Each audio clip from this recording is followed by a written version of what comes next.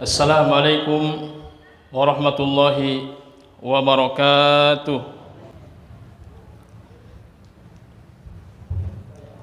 Alhamdulillah nahmaduhu wa nasta'inuhu wa nastaghfiruh wa na'udzu billahi min shururi anfusina wa sayyiati a'malina man yahdihillahu fala mudilla lahu wa man yudlil فلا هادي له وأشهد أن لا إله وحده لا شريك له وأشهد أن محمدا عبده ورسوله لا نبي بعده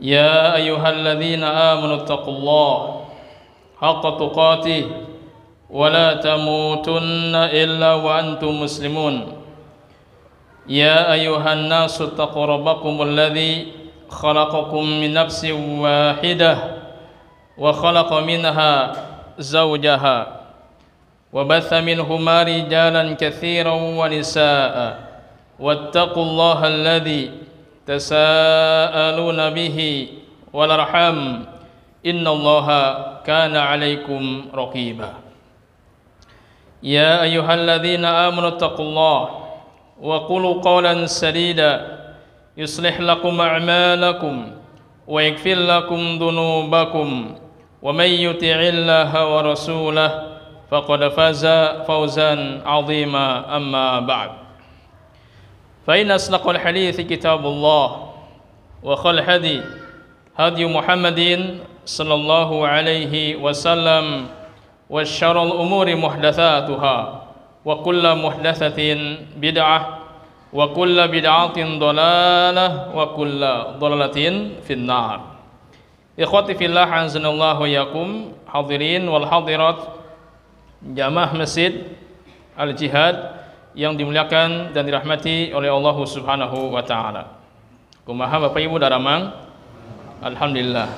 Semoga Allah Subhanahu wa taala senantiasa menjaga kita semua dan hidayahnya sehingga kita bisa istiqamah berjalan menuju Allah Subhanahu wa taala di atas cahaya ilmu.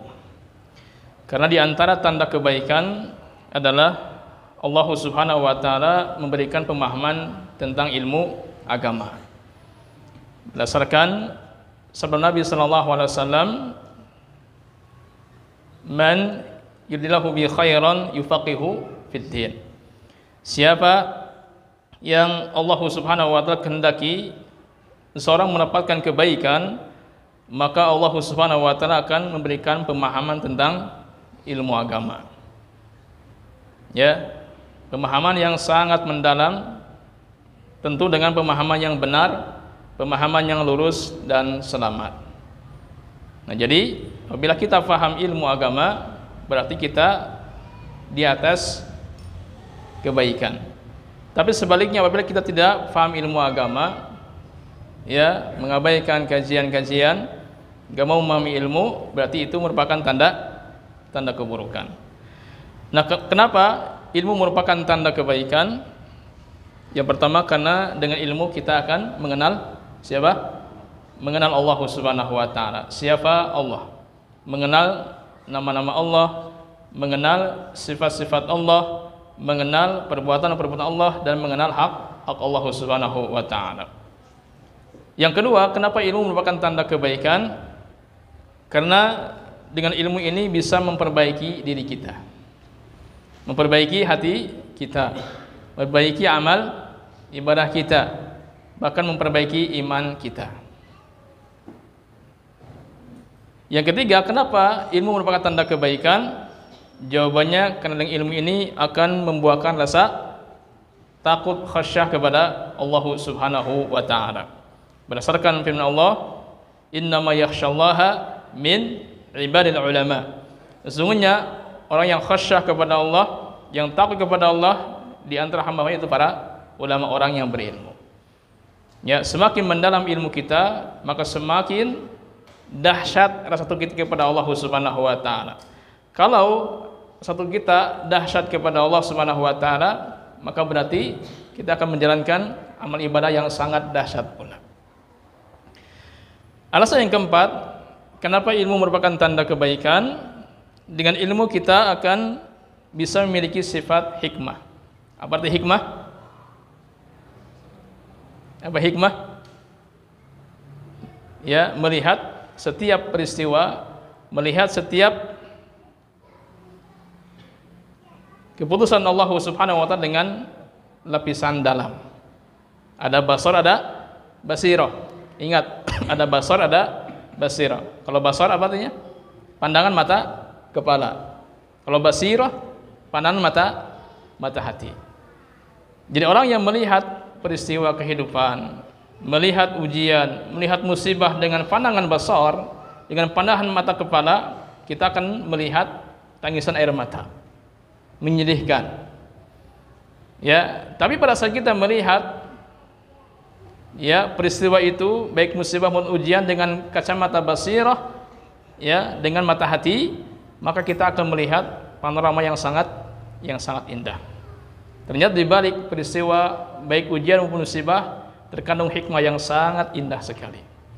Nah, apabila kita melihat segala peristiwa dengan basar, mata kepala, bukan dengan basirah, berarti ilmu kita masih dangkal. Masih dangkal. Ya, itu diantara beberapa 4 alasan kenapa ilmu merupakan tanda kebaikan. Yang pertama, dengan ilmu seorang akan mengenal Allah Subhanahu wa taala. Ya, dan ini merupakan materi apa? Kajian kita, ya. Jadi materi kajian kita adalah agar kita betul-betul mengenal siapa Allah. Yang kedua, dengan ilmu,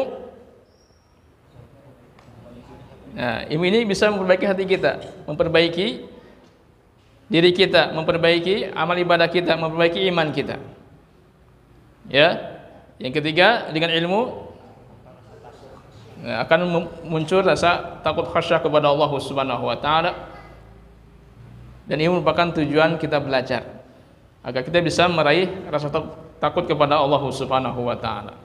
Tapi yang keempat, dengan ilmu kita akan memiliki sifat hikmah, ya, di balik setiap peristiwa baik ujian maupun musibah. Tapi masih dalam pembahasan Asmaul Husna Al-Wahhab, yang berarti Allah Subhanahu wa taala Maha memberi. Nah, jadi Allah Subhanahu wa taala Al-Wahhab, pemberian Allah di setiap detik kehidupan. Pemberian Allah di setiap terik napas kita. Pemberian Allah di setiap waktu dan tempat. Ya, baik itu di langit maupun di bumi, bahkan di lautan, sehingga kita tidak melihat waktu dan tempat, melainkan semuanya penuh dengan pemberian Allah Subhanahu wa taala. Allah Subhanahu wa taala Al-Wahhab, yang Maha memberi penuh dengan kesempurnaan. Ya, Allah memberi baik lahir maupun batin, baik yang materi maupun non materi. Ini menunjukkan bahwa Allah Subhanahu wa taala Maha memberi dengan penuh kesempurnaan. Akan tapi jemaah sekalian, manusia pun bisa memberi. Tapi manusia memberi penuh dengan kelemahan. Manusia memberi penuh dengan kekurangan. Manusia memberi penuh dengan keterbatasan. Manusia hanya memberi yang bersifat lahiriah saja, tapi nggak mampu memberi yang sifatnya batiniyah. Manusia hanya memberi yang sifatnya materi, tapi manusia tidak mampu memberikan yang bersifat non materi. Ya, bisakah manusia memberikan hidayah? Bisakah? Jawabannya nggak bisa. Bisakah manusia memberikan kecerdasan? Jawabannya nggak bisa. Bisakah manusia memberikan pemahaman ilmu? Bisakah? Seorang ustadz menyampaikan ilmu, seorang guru menyampaikan ilmu, sehingga kita faham.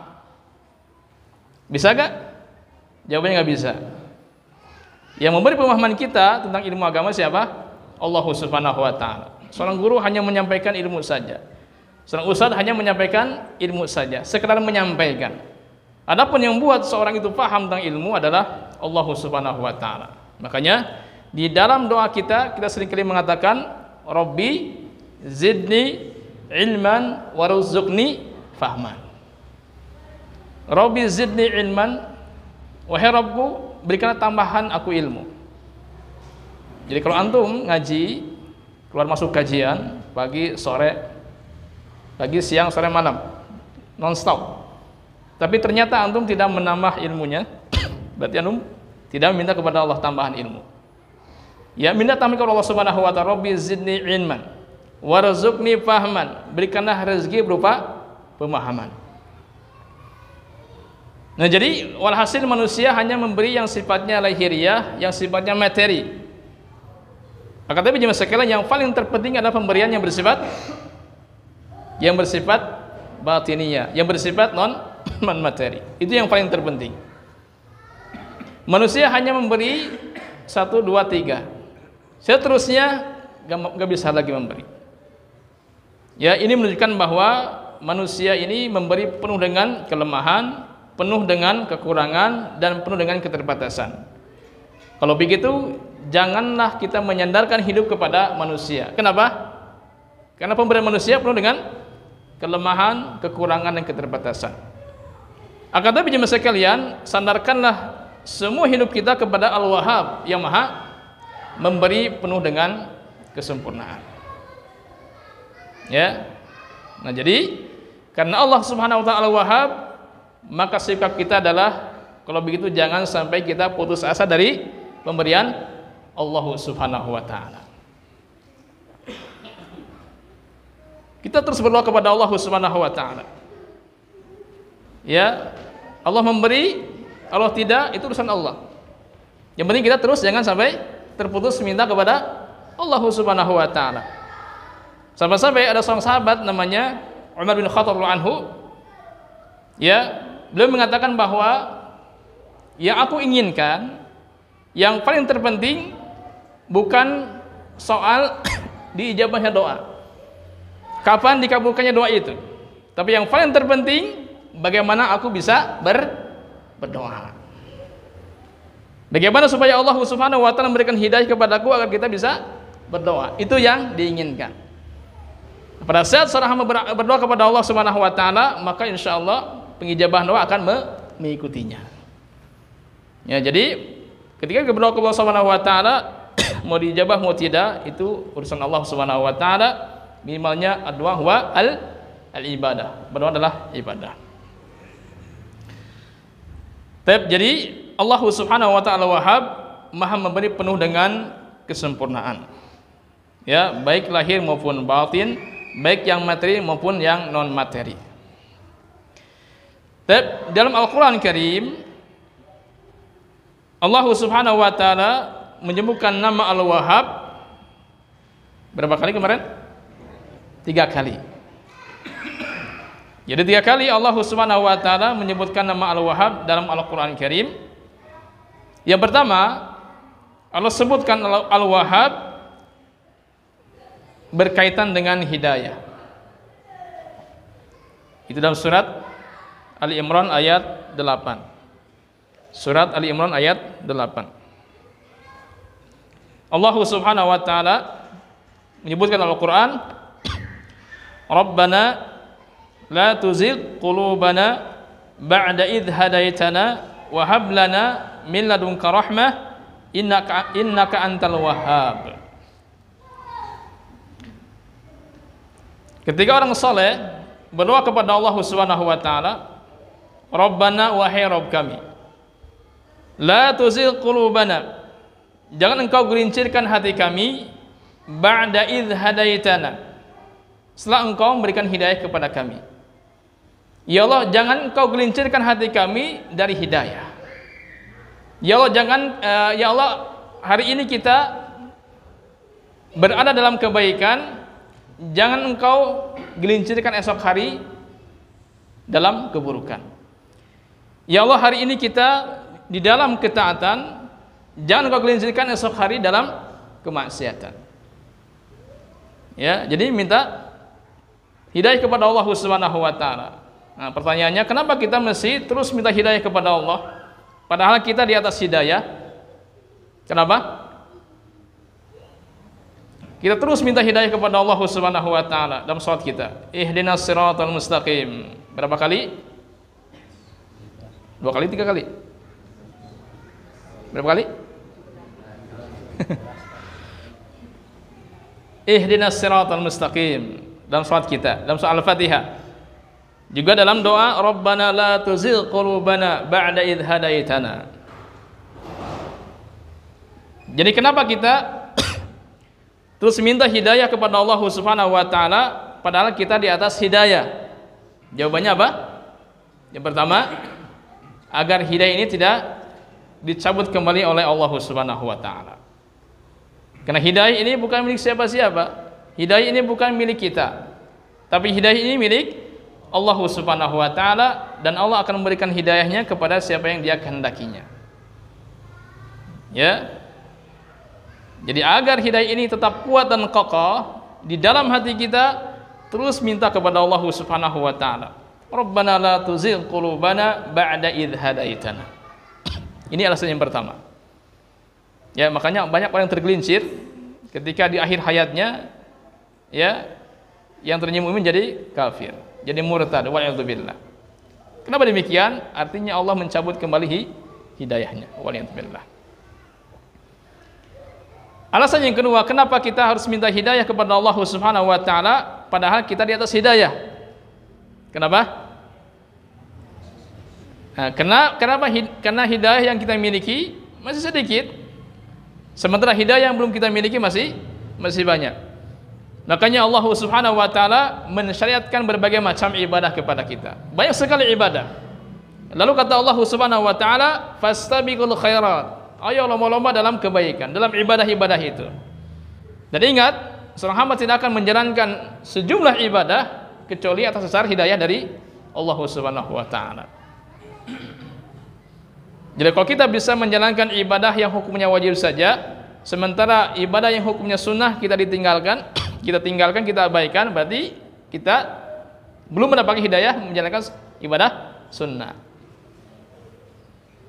Ya. Jadi kalau kita belum sempat menjalankan sholat tahajud, padahal punya keinginan, punya rencana, tapi berat sekali, apa jawabannya? Belum dapat hidayah. Teman-teman kita yang gak hadir di sini, kenapa gak hadir? Satu alasannya, apa? Gak dapat hidayah, simpel saja. Coba misalnya teman kita yang gak hadir, kamu kenapa gak hadir ke kajian? Oh, saya sibuk, pekerjaan dan sebagainya. Kamu gak dapat hidayah kan, ngamak biasanya. Ya kan, misalnya ngamak begitu. Seperti orang misalnya disebut jahil, ngamak, kenapa? Dasar kamu bodoh, dia ngamak, bahkan dia marah, benci, kenapa? Mungkin kita ya, kalau kita disebut oleh orang lain, dasar kamu bodoh, kita ngamak kan? Betul? Betul? Kenapa ngamak?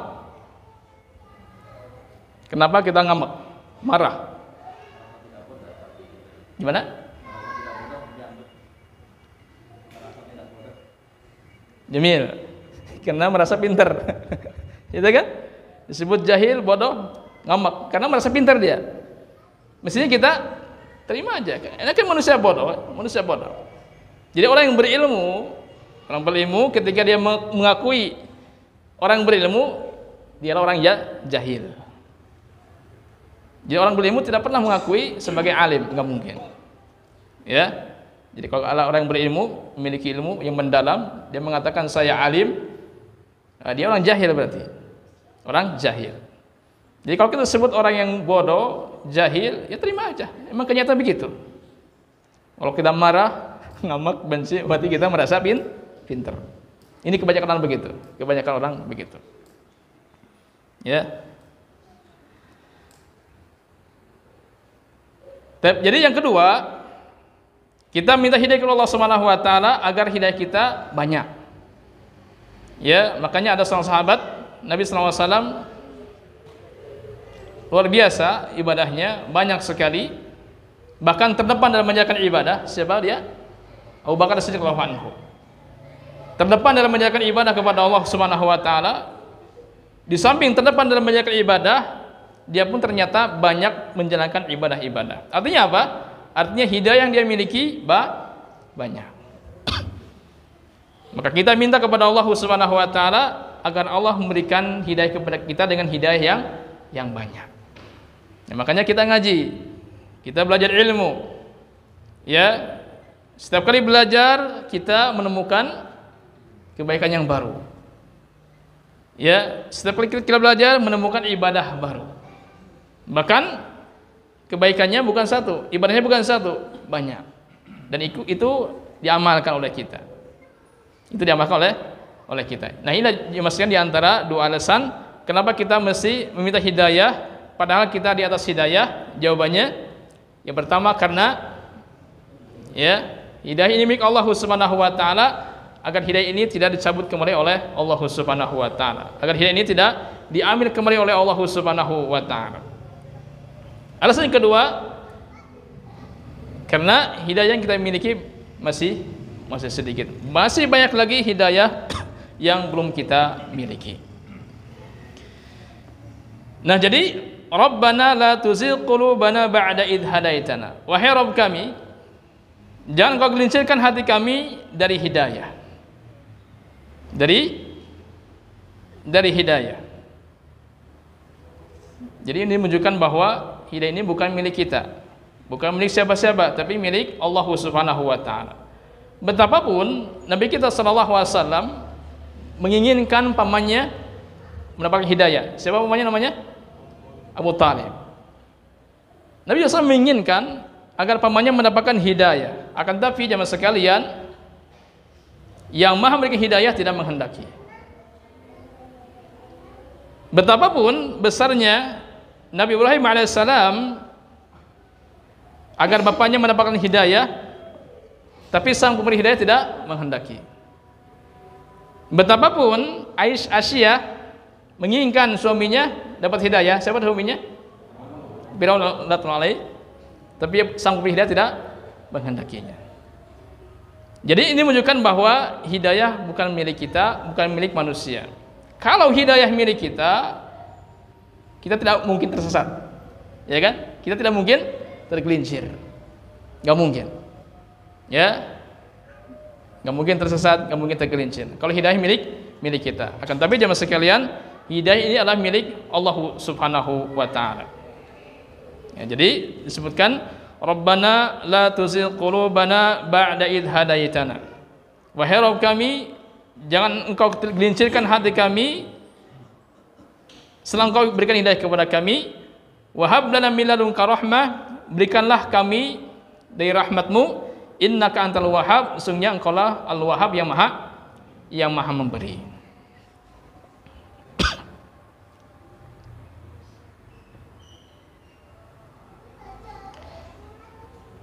Udah tanya, berapa menit lagi?